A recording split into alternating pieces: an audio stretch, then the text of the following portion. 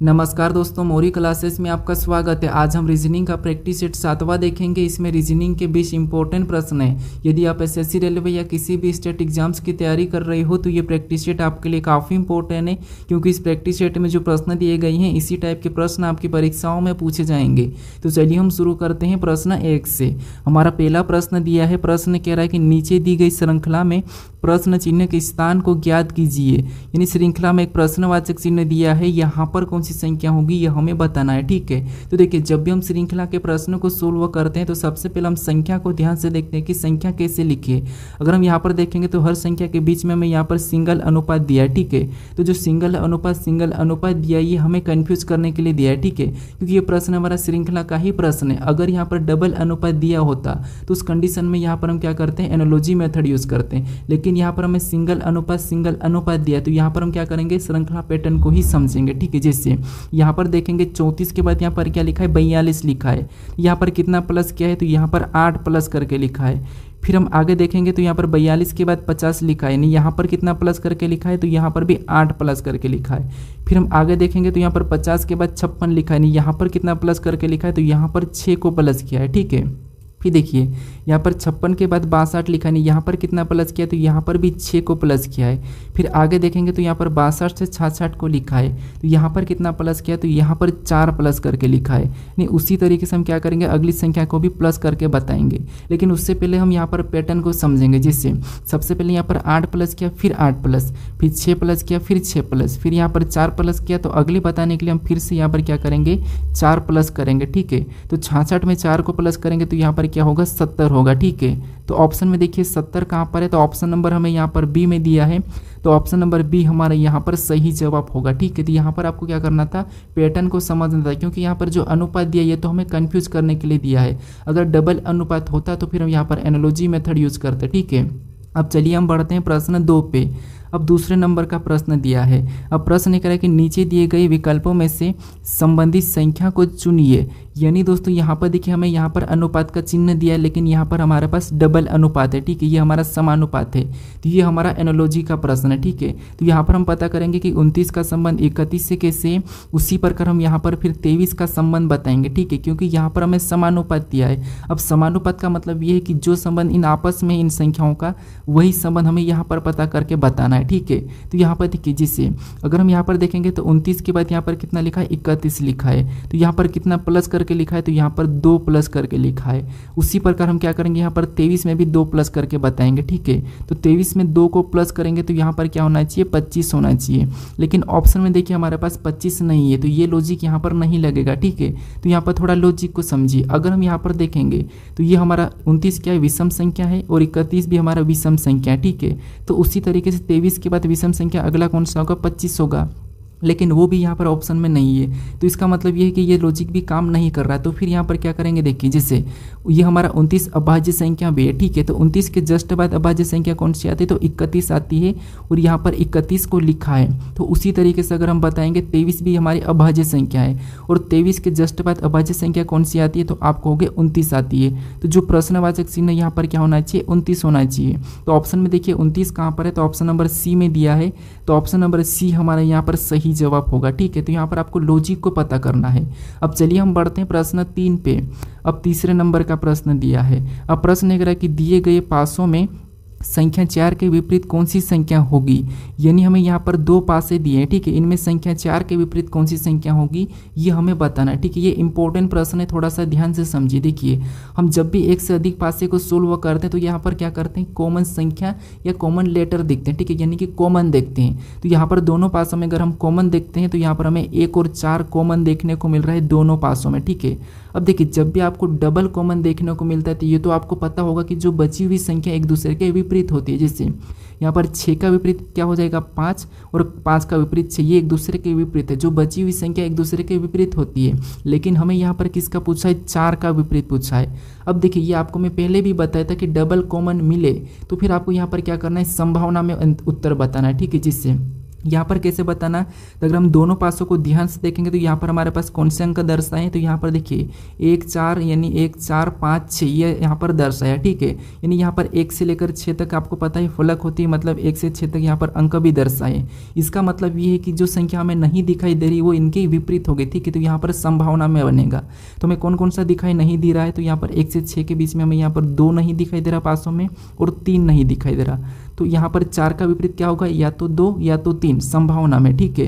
तो ऑप्शन में देखेंगे 2 या 3, तो हमें ऑप्शन नंबर सी में दिया है, तो ऑप्शन नंबर सी हमारे यहाँ पर सही जवाब होगा, ठीक है। तो आपको यहाँ पर जब भी डबल कॉमन दिया जाए और डबल कॉमन का ही यहाँ पर आपको क्या पूछे, विपरीत पूछे, तो आपको यहाँ पर संभावना में बताना, ठीक। ये थोड़ा सा इंपॉर्टेंट प्रश्न है।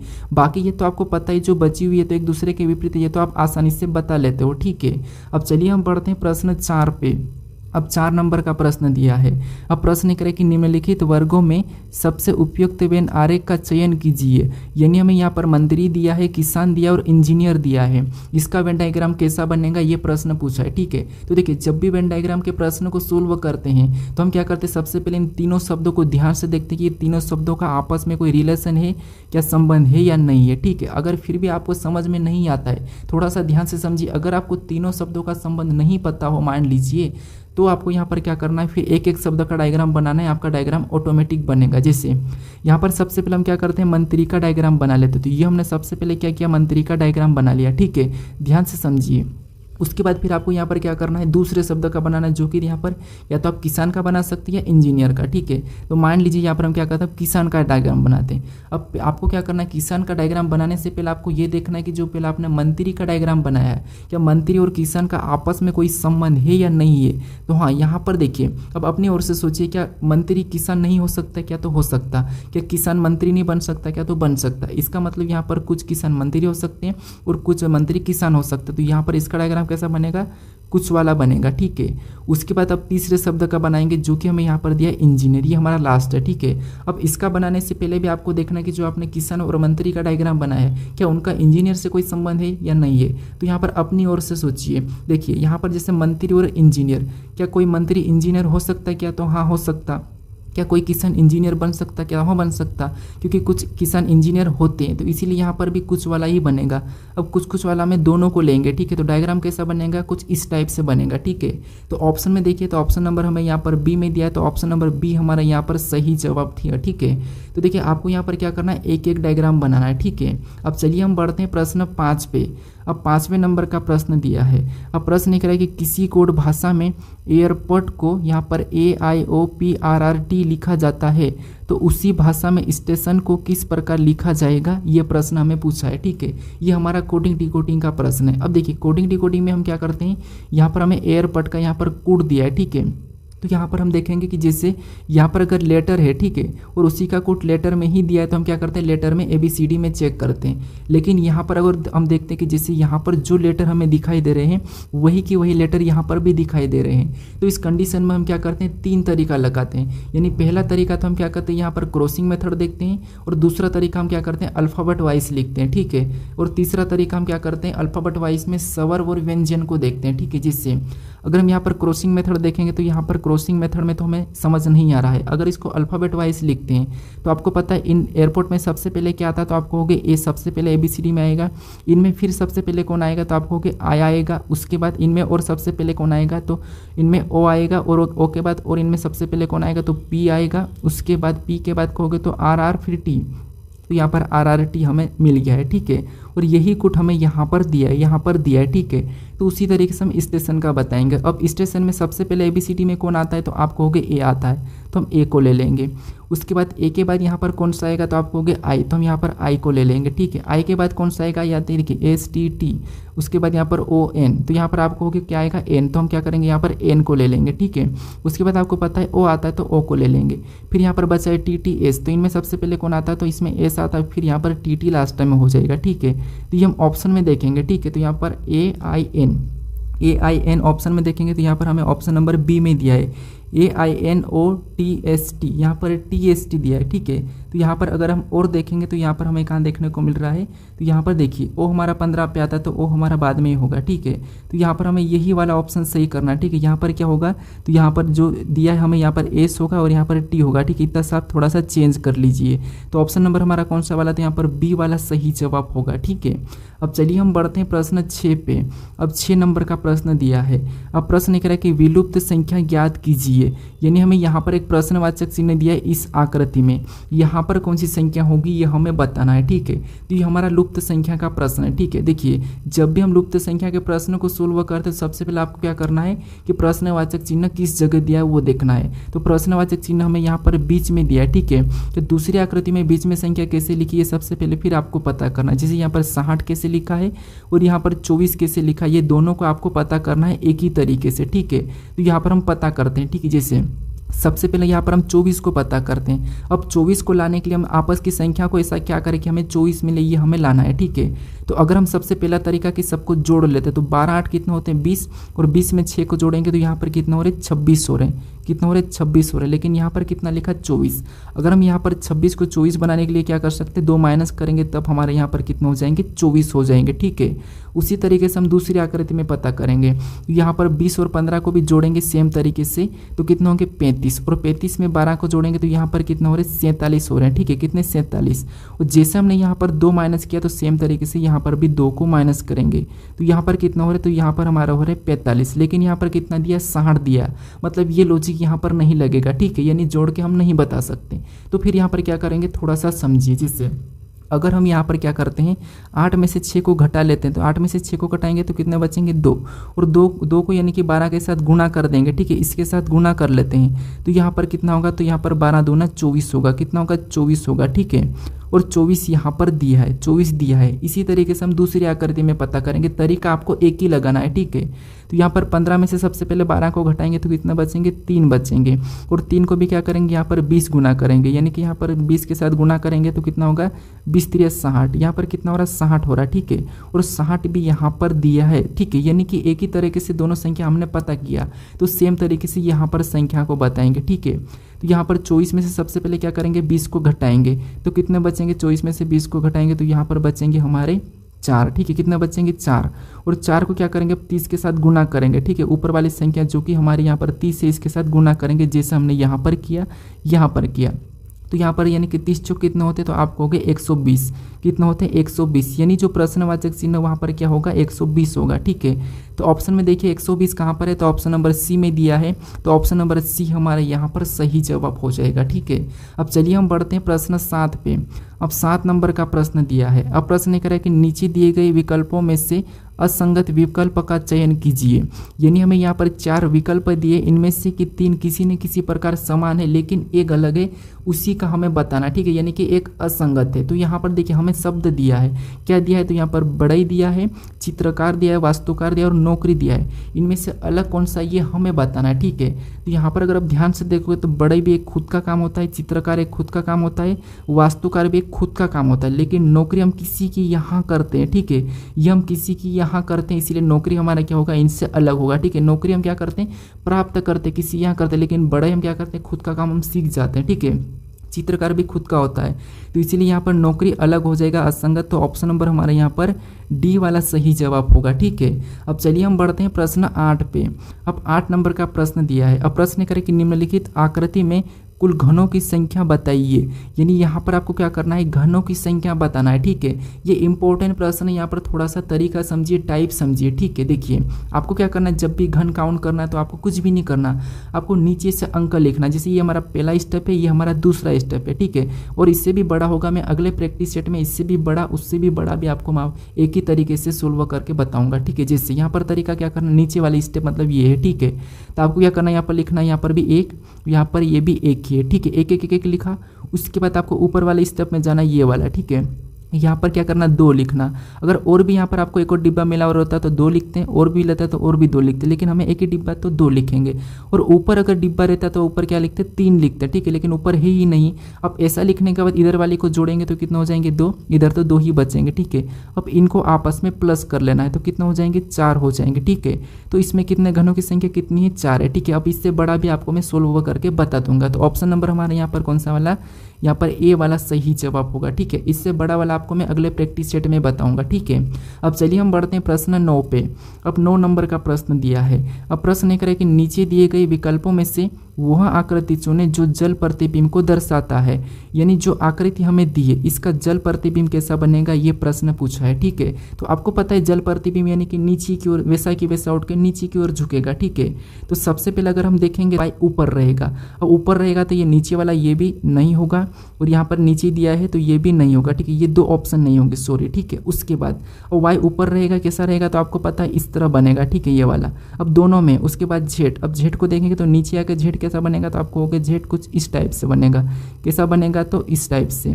ऑप्शन में देखेंगे तो यहाँ पर तो देखिए हमें कहाँ पर ये नीचे की ओर चले गया, ठीक है, ये वाला, तो ये भी नहीं होगा। अब केवल हमारा ऑप्शन नंबर बचा है सी वाला, तो ये वाला हमारा यहाँ पर सही जवाब होगा, कौन सा वाला, सी वाला, ठीक है। अब चलिए हम बढ़ते हैं प्रश्न 10 पे। अब 10 नंबर का प्रश्न दिया है। अब प्रश्न करें कि निम्नलिखित श्रृंखला में रिक्त पदों को पूरा कीजिए, यानी यहाँ पर हमारे पास लेटर की एक श्रृंखला है, इसी में यहाँ पर रिक्त पदों को पूरा करना है, ठीक है। तो जब भी आपको ऐसे श्रृंखला मिले तो उस कंडीशन में आपको कैसे सोल्व करना वो समझिए। आप क्या करते हैं, यहाँ पर सबसे पहले गिन लेते, फिर गुणनखंड निकालते हैं, फिर उसके बाद यहाँ पर क्या करते हैं, जोड़े बना के फिर आप सोल्व करते हैं। लेकिन ऐसा नहीं करना, आपको क्या करना है, सबसे पहले देखना है कि रिक्त स्थान कहाँ पर है। जैसे यहाँ पे देखिए आर के बाद रिक्त स्थान है और जेड से पहले है, तो आपको देखना है कि आर के बाद कौन सा लिखा और जेड से पहले कौन सा लिखा है।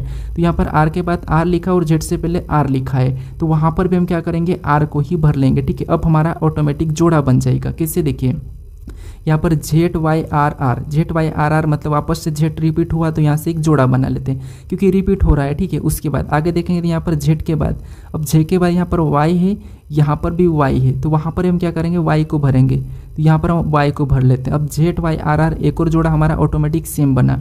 फिर आगे यहाँ पर आर को भर देंगे, वाई के बाद आर ही है, तो यहाँ पर भी जेड वाई आर आर एक और जोड़ा हमारा सेम बन चुका। फिर यहाँ पर जेड से यानी कि वाई से पहले आपको पता है जेड है, तो यहाँ पर हम क्या करेंगे, जेड को भर लेंगे, तो यहाँ पे जेड वाई आर आर मतलब पीछे भी आर आ जाएगा, ठीक है। तो ये चारों जोड़ हमारे समान बन चुके। जैसे देखिए Z Y R R, Z Y R R, यहाँ पर भी जेड वाई आर आर, यहाँ पर भी जेड वाई आर आर। तो मैं यहाँ पर पहले भी जोड़े बनाने की जरूरत नहीं है, बाद में ऑटोमेटिक बन जाता है, ठीक है। अब हमने कौन कौन से लेटर को भरा, तो सबसे पहले हमने आर को भरा तो आर को लिखेंगे, फिर हमने वाई को भरा तो फिर हम वाई को लिखेंगे, फिर हमने आर को भरा तो वापस से आर को लिखेंगे, फिर हमने यहाँ पर जेड को भरा तो जेड को, फिर हमने आर को भरा तो आर को, ठीक है। ये हमें ऑप्शन में देखना है, ठीक है। तो ऑप्शन में देखिए यहाँ पर आर वाई हमें ऑप्शन नंबर कहाँ पर देखने को मिला, तो सी में देखने को मिल रहा है। तो ऑप्शन नंबर हमारे यहाँ पर कौन सा वाला, सी वाला सही जवाब होगा, ठीक है। अब चलिए हम बढ़ते हैं प्रश्न 11 पे। अब 11 नंबर का प्रश्न दिया है। अब प्रश्न ये करें कि एक कक्षा में 5 विद्यार्थियों का वजन अलग अलग है, डी सी से हल्का है, ए बी से भारी है, लेकिन डी से हल्का है, ई सी से भारी है, तो सबसे ज़्यादा वजन किसका है, ये प्रश्न पूछा है, ठीक है। तो देखिए ये भी हमारा एक तरह से रैंकिंग का ही प्रश्न है, यानी कि कोई ज़्यादा कोई कम, ठीक है। लेकिन आपको ऐसे प्रश्नों को यहाँ पर कोई ट्रिक नहीं लगाना, आसान भाषा में समझिए जो मैं तरीका बता रहा हूँ, ठीक है। यहाँ पर प्रश्न करा कि एक कक्षा में 5 विद्यार्थियों का वजन अलग अलग है, ठीक है, ठीक है। उसके बाद यहाँ पर कह रहा है कि डी सी से हल्का है, इतना पढ़िए, क्या कह रहा है कि डी सी से हल्का है, मतलब सी से हल्का है मतलब सी ये हमारा हो गया, ठीक है। और इससे हल्का कौन है, डी है, तो हम क्या करेंगे, डी को यहाँ पर उससे नीचे बना लेंगे, ये हल्का है मतलब छोटा है। उसके बाद आगे प्रश्न कह रहा है कि ए बी से भारी है लेकिन डी से हल्का है, ए बी से भारी है लेकिन डी से हल्का है, इसका मतलब ए यहाँ पर हो जाएगा, डी से हल्का हो गया, लेकिन बी से भारी है तो बी से छोटा हो गया, ठीक है, ये हो गया। उसके बाद आगे प्रश्न कह रहा है कि ई सी से भारी है, तो यहाँ पर कह रहा है कि ई सी से भारी है, ई क्या है, सी से भारी है मतलब ये ऊपर चले जाएगा, ठीक है, ये सी से भारी है, ये ऊपर आ गया, ठीक है। तो सबसे ज़्यादा वजन किसका है, ये प्रश्न पूछा है, ठीक है। यहाँ पर देखिए ई सी से भारी है, ई सी से भारी है, तो ई सी से भारी हमें यहाँ पर दिखाई दे रहा है, ठीक है। हमें पूछा कि तो सबसे ज़्यादा वजन किसका है, तो यहाँ पर आपको दिखाई दे रहा है कि सबसे ज़्यादा मतलब ई का है, सबसे कम बी का है, तो हमें सबसे ज़्यादा पूछा है तो ई, यानी कि ऑप्शन नंबर हमारे यहाँ पर सी वाला सही जवाब होगा। अगर बीच का पूछता तो बीच का हमारे यहाँ पर डी है, ठीक है, मध्यम में। अब चलिए हम बढ़ते हैं प्रश्न 12 पे। अब 12 नंबर का प्रश्न दिया है। अब प्रश्न ये कह रहा है कि नीचे दिए गए विकल्पों में से संबंधित शब्दों को चुनिए। यानी दोस्तों ये भी हमारा एनोलॉजी का ही प्रश्न है, क्योंकि यहाँ पर भी हमें समानुपात दिया है। तो जिस प्रकार किडनी का संबंध नेफ्रोलॉजी से है, तो हमें उसी प्रकार यहाँ पर मिट्टी का संबंध बताना है। ठीक है, तो देखिए शब्दों एनालॉजी में ऐसा होता है कि आपको क्या करना होता है, थोड़ा सा याद होना चाहिए। ठीक है, बाकी संबंध तो आप बता दोगे, लेकिन आपको याद होना चाहिए, थोड़ा सा आपको यहाँ पर नॉलेज होना चाहिए जीके जी इसका। ठीक है, जैसे यहाँ पर देखेंगे तो किडनी तो आपको पता, और किडनी का संबंध किससे दिया है यहाँ पर, नेफ्रोलॉजी से। यानी कि किडनी का अध्ययन क्या कहलाता है, नेफ्रोलॉजी कहलाता है। तो उसी प्रकार यहाँ पर मिट्टी का अध्ययन क्या कहलाता है, ये हमें बताना है, तो ये आपको पता होना चाहिए। तो मिट्टी का अध्ययन क्या कहलाता है, तो यहाँ पर देखेंगे ये एस्ट्रोलॉजी दिया है, ये तो आपको पता है भविष्य का अध्ययन कहलाता है। ठीक है, भविष्य का। फिर यहाँ पर हिपोलॉजी तो हमारा रक्त का, और यहाँ पर देखेंगे तो ये हमारा अंडे का। ओलॉजी अंडे का, हिमेटोलॉजी रक्त का, और यहाँ पर एस्ट्रोलॉजी तो आपको पता है भविष्य। तो यहाँ पर इसका मिट्टी क्या हो जाएगा, ऑप्शन नंबर ए वाला, जो कि पेडोलॉजी। ठीक है, तो ऑप्शन नंबर हमारा ए वाला सही जवाब होगा। ठीक है, तो यहाँ पर देखिए आपको ओलॉजी पूछे तो अंडे, इसमें उसके बाद यहाँ पर हिमेटोलॉजी पूछे तो रक्त, उसके बाद एस्ट्रोलॉजी तो ये भविष्य, ये तीन आपको याद रखना है। और मिट्टी पूछे तो यहाँ पर पेडोलॉजी। ठीक है, ऑप्शन ए वाला हमारा यहाँ पर सही जवाब होगा। अब चलिए हम बढ़ते हैं प्रश्न 13 पे। अब 13 नंबर का प्रश्न दिया है। अब प्रश्न करें कि यदि गुणा का अर्थ माइनस से और प्लस का अर्थ अब गुणा है, तो निम्नलिखित व्यंजक का मान क्या होगा। अब दोस्तों ये प्रश्न भले ही छोटे हैं, लेकिन आपको ऐसे ही प्रश्न देखने को मिले। इसके 3 टाइप होते हैं, आपको चिन्ह चेंज करना, उसके बाद आपको ऑप्शन में ऑटोमेटिक चिन्ह दिएंगे, कौन से चिन्ह को बदलने पर आपको ये समीकरण सही होगी। ऐसे ही टाइप रहते हैं। मैं हर प्रैक्टिस सेट में अलग अलग करवा रहा हूँ। ठीक है, ये एसएससी के लिए काफ़ी इंपॉर्टेंट है, तो अच्छे से समझिए, फिर आपको बोर्ड मास रूल पे करना है। ठीक है, जिससे यहाँ पर क्या करना है, हमें यहाँ पर 6 प्लस कोष्टक भी दिया है। तो सबसे पहले देखिए हमें चिन्ह बदलना है, तो हम सबसे पहले यहीं पर चिन्ह बदल लेते हैं। ठीक है, नहीं सबसे पहले लिख लेते हैं 6 लिखा हमने। उसके बाद यहाँ पर प्लस का चिन्ह दिया, और प्लस का अर्थ यहाँ पर क्या कहा, तो प्लस का अर्थ यहाँ पर गुणा कहा, तो यहाँ पर गुणे का चिन्ह लगाएंगे, फिर कोष्टक लगाएंगे। अगला क्या दिया, 3 दिया, तो 3 को लिखेंगे, वापस से यहाँ पर गुणे का चिन्ह दिया है, और गुणे का अर्थ यहाँ पर माइनस का, तो यहाँ पर हम माइनस लगाएंगे, और 1 को लिखेंगे, फिर कोष्टक बंद करेंगे, फिर अगला हमें प्लस दिया है, और प्लस का अर्थ यहाँ पर गुणा का, तो गुणे का चिन्ह लगा के अगली संख्या 5 को लिखेंगे। ठीक है, अब इसके बाद इस समीकरण को सोल्व करना है। अब बोर्ड मास रूल पे सोल्व करते आपको पता है कोष्टक सबसे पहले सोल्व होता है। ठीक है, तो कोष्टक सोल्व करेंगे तो यहाँ पर क्या हो जाएगा, 3 में से 1 जाएगा तो 2, और 2 को बाहर ले जाएंगे तो गुणा होगा, मतलब 6 दूना 12। तो यहाँ पर कितना हो रहा, 12, और गुणे यहाँ पर क्या हो गया, 5, ये हमारा हो गया। ठीक है, अब 12 के साथ 5, मतलब 12 को 5 गुना करेंगे तो यहाँ पर कितना हो जाएंगे, 60 हो जाएंगे। ठीक है, कितने हो जाएंगे, 60।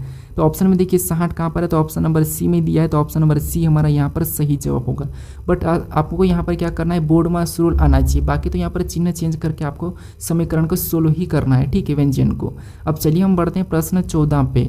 अब 14 नंबर का प्रश्न दिया है। अब प्रश्न ये करे कि निम्नलिखित शब्दों का सही तार्किक और अर्थपूर्ण क्रम को चुनिए। यानी हमें यहाँ पर देखिए 4 विकल्प दिए, इसमें हमें सही तार्किक और अर्थपूर्ण क्रम को बताना है। अब यहाँ पर देखिए हमें क्या क्या देखने को मिल रहा है, तो मूंगफली, चूहा, सांप और बाज, सभी में यही देखने को मिल रहा है। अब हमें अर्थपूर्ण और तर्क यानी कि अर्थ और तार्किक में बताना है, तो यहाँ पर क्या करना है, तो यहाँ पर एक दूसरे से रिलेटेड होगा, या तो बड़ा छोटा में होगा या कुछ भी होगा। अगर हम देखेंगे तो यहाँ पर देखिए ऑप्शन यहाँ पर देखेंगे, तो जिससे ऑप्शन ए को देखते हैं। ठीक है, तो यहाँ पर मूंगफली दिया है। अब मूंगफली को आपको पता है कौन खाता है, चूहा खा जाता है। ठीक है, उसके बाद चूहे को कौन खा सकता है, तो यहाँ पर सांप खा सकता है, और सांप को कौन खा सकता है, तो वो बाज खा सकता है। मतलब ये हमारा तार्किक और अर्थपूर्ण में क्रम में दिख रहा है। हम नीचे देखेंगे, अब चूहा मूंगफली को खाता है, ये बात ठीक है, और मूंगफली को क्या बाज खाता है क्या, तो ये तो नहीं है। फिर बाज को क्या सांप खाता है, ये भी नहीं, मतलब ये हमें नहीं मिल रहा है। ठीक है, तो ऑप्शन बी तो नहीं हो सकता। ऑप्शन हम देखेंगे सी को, तो यहाँ पर चूहा किसको खाता है, सांप को खाता है क्या, चूहा सांप को खाता है क्या, तो नहीं खाता है, मतलब ये भी हमारा सही नहीं है। फिर बाज क्या सांप को खाता है, तो ये ठीक है, और सांप मूंगफली को खाता है क्या, तो नहीं, सांप चूहे को खा सकता है लेकिन मूंगफली को नहीं, इसीलिए ये भी हमें नहीं होगा सही। ठीक है, तो ऑप्शन नंबर कौन सा वाला यहाँ पर सही लग रहा है, ऑप्शन नंबर ए वाला। तो ये हमारा यहाँ पर तार्किक और अर्थपूर्ण क्रम को दर्शाता है। ठीक है, तो ऑप्शन नंबर हमारा यहाँ पर ए वाला सही होगा, क्योंकि देखिए मूंगफली को चूहा खाता है, चूहे को सांप और सांप को बाज, तो इसीलिए ऑप्शन नंबर ए हमारा यहाँ पर सही जवाब होगा। ठीक है, अब चलिए हम बढ़ते हैं प्रश्न 15 पे। अब 15 नंबर का प्रश्न दिया है। प्रश्न यहाँ पर देखिए सबसे पहले हमें कथन दिया है, उसके 2 निष्कर्ष भी दिए हैं।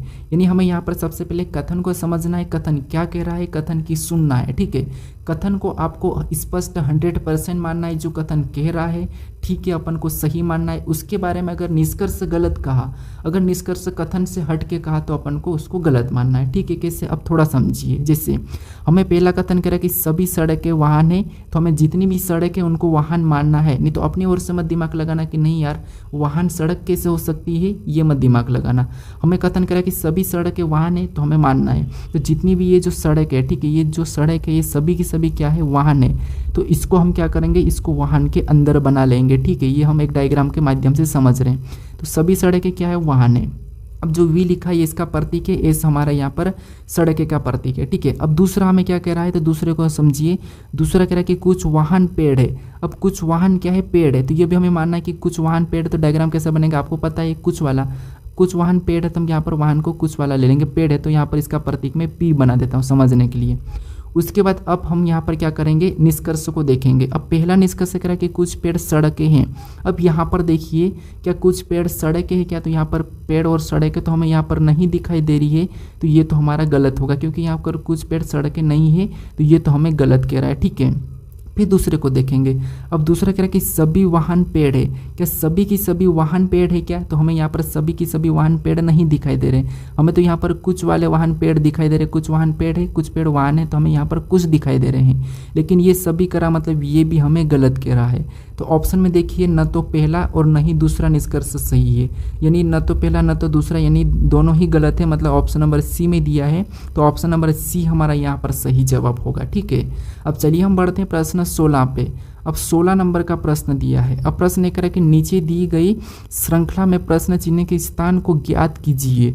अब दोस्तों यहाँ पर हमारे श्रृंखला का ही प्रश्न है, लेकिन ये हमारा आकृति श्रृंखला का है। ठीक है, इस आकृति श्रृंखला के पैटर्न को समझते जाना और अगली आकृति में कौन सा वो आएगा, प्रश्नवाचक चिन्ह की जगह कौन सी आकृति आएगी, ये हमें बताना। ये भी एसएससी के लिए काफ़ी इंपॉर्टेंट है, एसएससी रेलवे या फिर स्टेट एग्जाम सभी के लिए है। ठीक है, तो हम जितने भी जो प्रश्न यहाँ पर सोल्व करते हैं इन प्रैक्टिस सेटों में, वो सभी चैप्टर के इंपॉर्टेंट प्रश्न है जो कि परीक्षा में पूछे जा सकते हैं और नए नए पैटर्न पे। ठीक है, तो इसीलिए आपको प्रैक्टिस सेट को पूरा देखना है, डेली देखना है। ठीक है, अब कुछ समय बाद आपको पता है मैं आपको चैप्टर वाइज पढ़ाने वाला हूँ सितंबर से। ठीक है, सितंबर से आपको मैं चैप्टर वाइज सारे जितने भी रीजनिंग के लगभग 35+ चैप्टर है एडवांस तक सारे मैं आपको पढ़ा दूंगा, जो कि बेसिक से होगा। ठीक है, अब देखिए यहाँ पर हम देखेंगे श्रृंखला को समझेंगे तो पहले में क्या समझ सकते हैं, या तो हम बिंदिया का देख सकते हैं या फिर दूसरा हम नीचे वाले चिन्हों को इनको देखते हैं। ठीक है, यहाँ पर देखेंगे तो यहाँ पर हमारे पास कितने चिन्ह थे, 4 चिन्ह थे। ठीक है, कितने 4 चिन्ह, 4 लाइन है। ठीक है, लेकिन अगले में 3 लाइन मतलब एक गायब हो चुकी, फिर अगले में देखेंगे 2 लाइन मतलब एक और गायब चुकी, अगले में देखेंगे तो वो भी गायब हो चुकी मतलब एक बची है। ठीक है, अगले में देखेंगे तो मतलब यहाँ पर कोई भी लाइन नहीं होना चाहिए।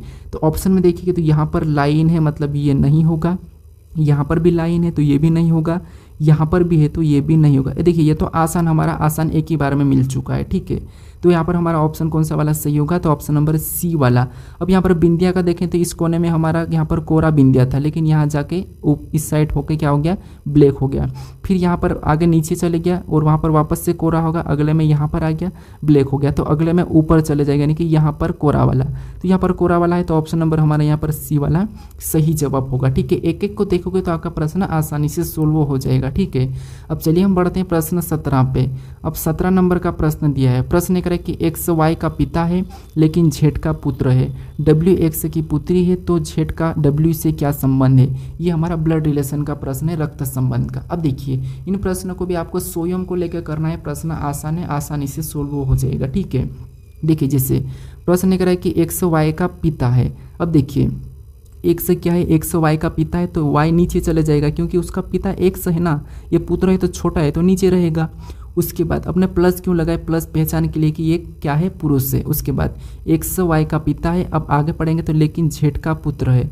अब एक्स वाई का पिता है लेकिन जेड का पुत्र है, मतलब ये एक्स किसका पुत्र है, तो ये जेड का पुत्र है, तो मतलब जेड ऊपर चले जाएगा। अब जेड कौन है यहाँ पर, पुरुष है कि महिला है, ये तो कहा नहीं है, ठीक है। अब देखिए आगे प्रश्न एक रहा कि डब्ल्यू एक्स की पुत्री है, डब्ल्यू क्या है, एक्स की पुत्री है, मतलब इसका मतलब ये वाई की क्या हो जाएगी, बहन हो जाएगी।